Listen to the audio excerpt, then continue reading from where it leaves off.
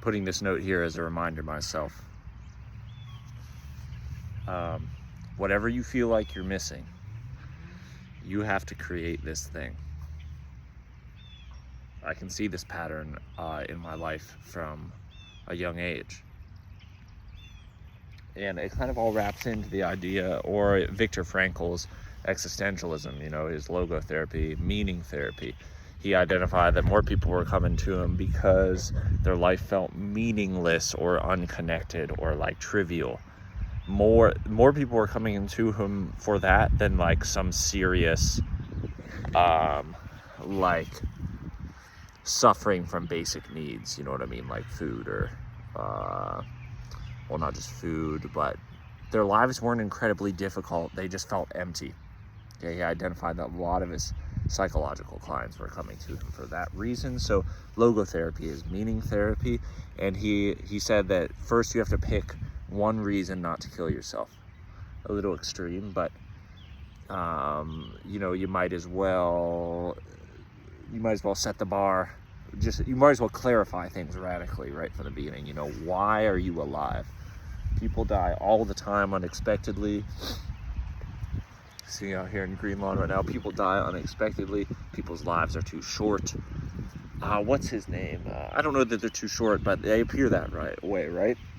We're all just little blips. Here we are, just a bunch of little blips in the grand music of the universe. One stroke on the keyboard, right? And what's Maynard Keenan? Matt, I know you like this. Maynard Keenan. I remember him just in an interview saying that he took an existentialist position. He basically said, hey, the guy that like invented, I don't know, he said the name of a famous musician that everybody should know that lots of music is derivative of. But when he said his name, I didn't know who he was. And he said, of course, you don't know who that is. So this is what's going to happen to you. Here's this famous man. You know who Simon Kenton is? He has a bunch of writing about. He has a camp out in Shawnee. He basically founded Kentucky. They say that he was the greatest white man to ever play the Indian game. A famous frontiersman. Killed hundreds. He was a warrior. He was a true warrior and man and huntsman and craftsman and settler and all this. But some of y'all, I'd be surprised if one or two people knew who I was talking about. Tecumseh. Anybody know who Tecumseh is? The Indian Moses. They literally thought he was like the second coming Indian of Christ, Native American of Christ. That's who the Indians thought of him as. And yet, I don't see a bunch of monuments around or anything. You go up to Chillicothe, the play's cool. But Maynard Keenan's point is, this is what's going to happen to you. So, in his words, you don't owe anybody anything.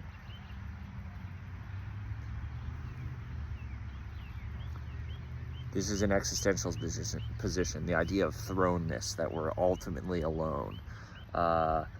Jordan Peterson, that's why his ethic of responsibility is so radical. Man, I want to talk more about Peterson because someone's got to put some respect on this guy's name, all right? He said that, this could be a separate video, but he said that, I'm afraid that just like Freud, this is what Peterson said about Freud, that he's been so influential, Freud, like the idea of the subconscious. This is Freud's idea, okay? That idea is so prevalent that we don't even remember that about Freud. We just remember that he had like a weird thing with sex, right? And people are critical of that. And maybe he did. But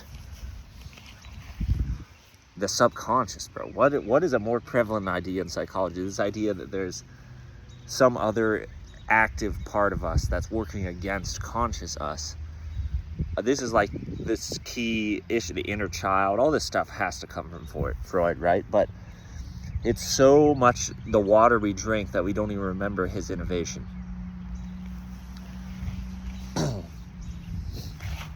The idea that we're ultimately alone, that we're kind of thrown into the world, that we weren't. It occurred to me early. I didn't choose to be here, but I'm here in this drama, in this grand play. All this other stuff has happened. I better catch up. What the heck are we doing here? You know, it feels totally in some sense, in one sense, nothing feels realer than a tree, than wrestling, than being hit in the face, than loving somebody, than kissing somebody, whatever it is. Nothing feels realer than that. On the other hand, this is all totally ridiculous. And so the absurdist existentialists would say, excuse me, the absurdist existential allergies. The absurdist existentialists would say, like Chuck, the guy that wrote Fight Club. I saw on his Joe Rogan interview, he was talking about how this is so also utterly ridiculous that we might as well just completely send it, you know?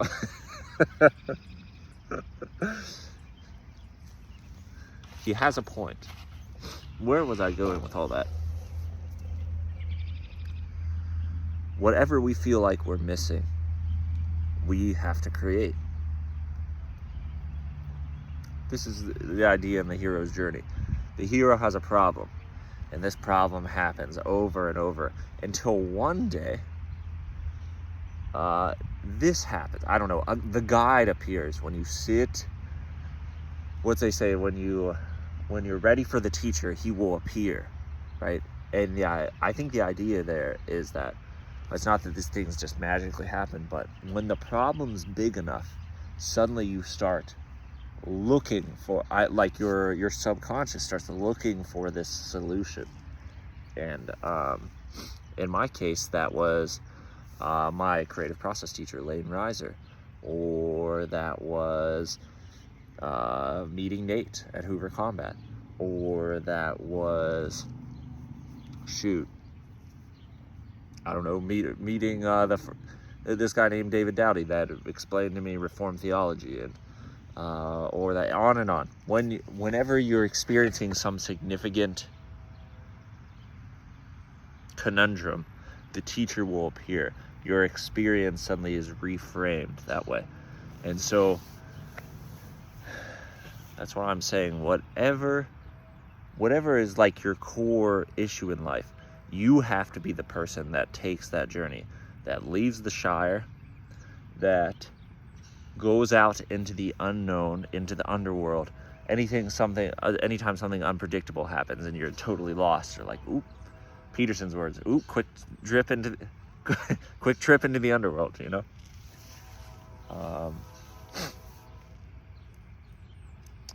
And you have your reckoning in the underworld, right? You fight the boss, and you get the gold, or you get the treasure, or whatever the thing that they were hoarding. Wherever that place you were afraid to go to, you learn something, regardless of how it really turns out, assuming you don't die. You learn something, and you bring something back from that experience.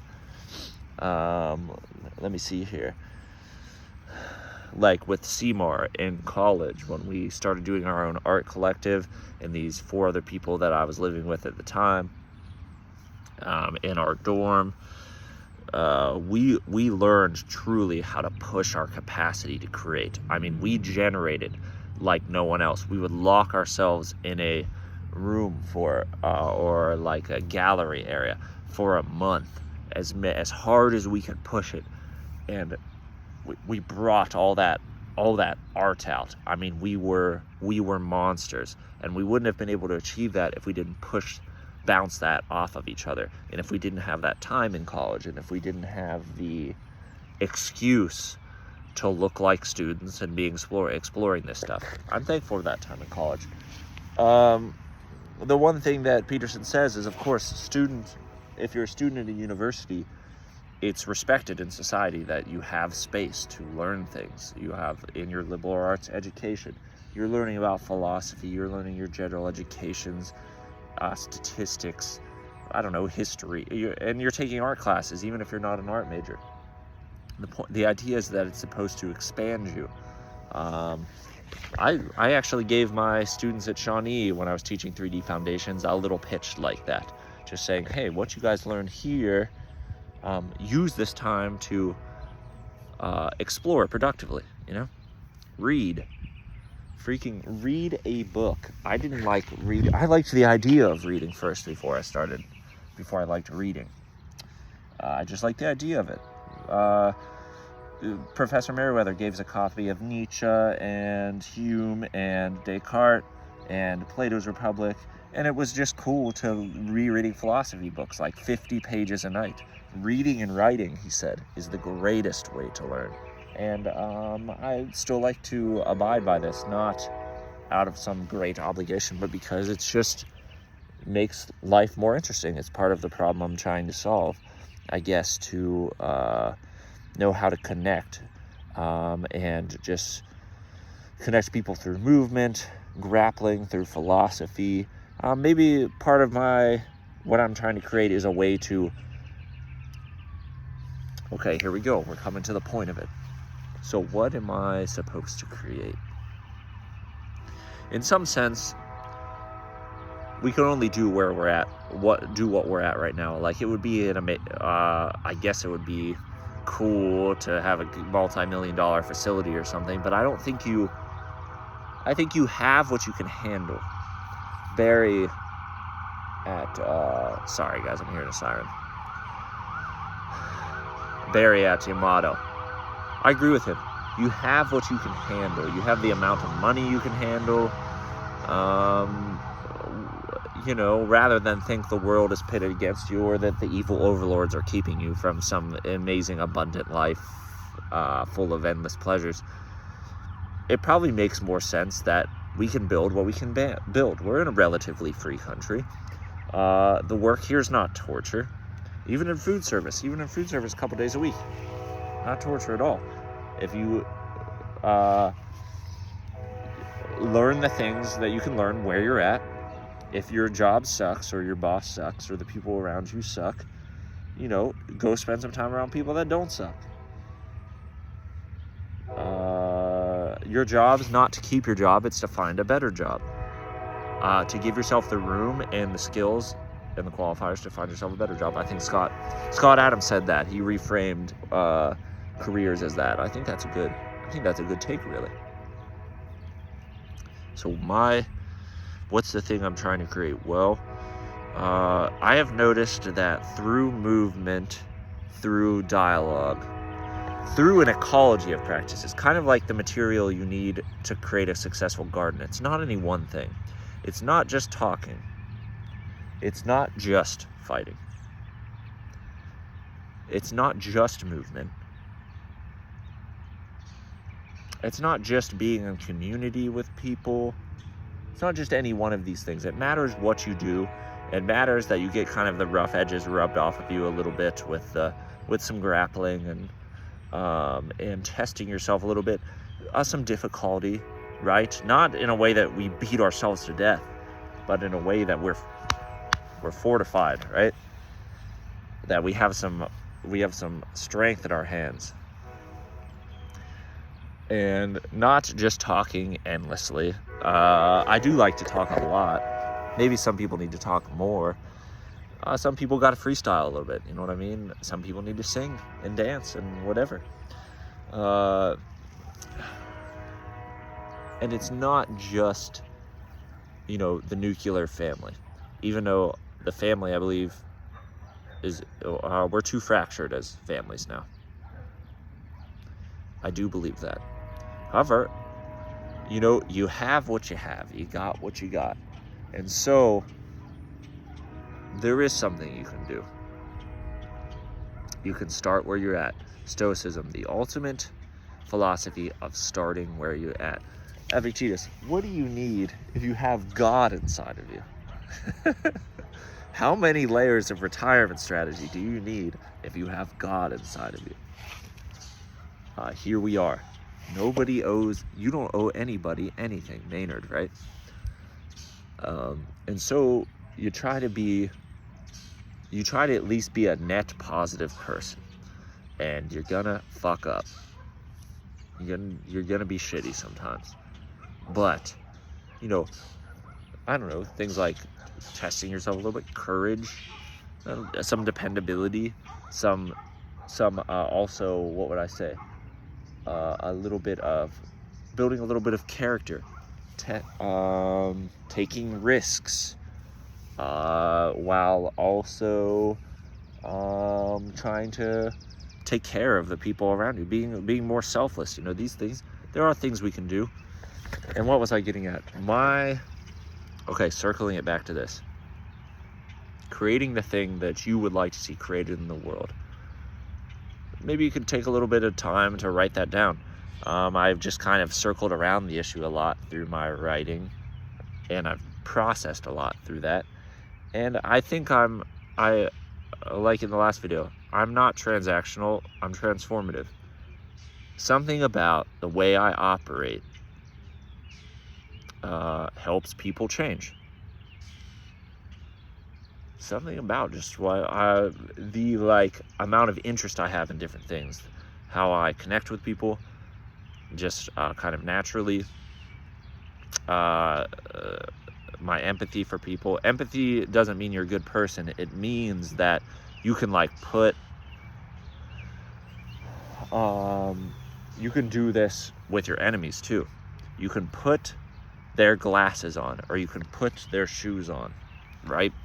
And you can walk around in their world like as best as your imagination can handle for a second. And that helps you solve, from their perspective, what's the problem here?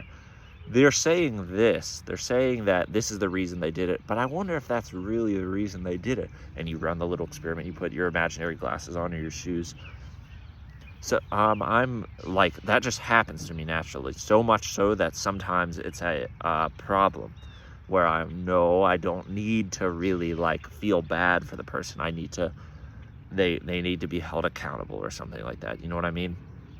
But you can always do this in a gentle and humble way. So I'm not transactional, I'm transformative. And I'm okay with whatever level I can achieve that at. I like playing, like, you know, going to the park, throwing a ball, climbing a tree, wrestling, doing workouts with people. I like doing this, and maybe I am just, maybe because I see these kinds of patterns everywhere, I can help intentionally be the person that guides people along. And there's another guy that's really good at this.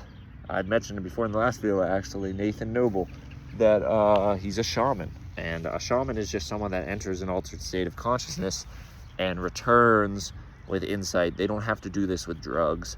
I won't give the exact details of the situation. There were no drugs involved. Sorry, Nathan. There were no drugs involved. I'm just feeding into this stereotype. He's a lowlife now. I'm just feeding into the stereotype. But he led us through an experience, me and another person, through an experience that was helpful to them. He orchestrated this whole thing. It was kind of it was a ritual. It wasn't spooky. He didn't make it spooky. It was helpful, man. It gave us closure. And, you know, maybe the thing I've always been looking for is like a guide. And I found that archetype in many people, many great people in my life. In Rafe Kelly, in Nate, and Nadiv, in my sister, in my parents, in Lane, Riser, my music teacher. I just saw him at Yamato the other day.